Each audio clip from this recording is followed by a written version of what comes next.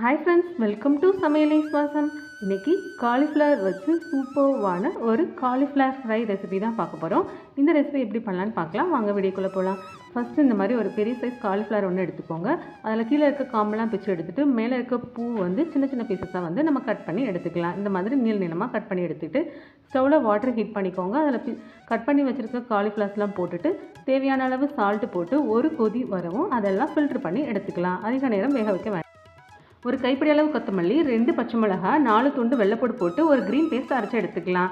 Cauliflower கூட வந்து 1 spoon அளவுக்கு வந்து இஞ்சி பூண்டு பேஸ்ட்டு, அரை லெமன் ஆட் பண்ணிக்கோங்க. அப்புறம் நான் அரைச்சி வச்சுருந்த அந்த க்ரீன் பேஸ்ட்டையும் இது கூட ஆட் பண்ணி நல்லா மிக்ஸ் பண்ணி கொடுத்துக்கலாம்.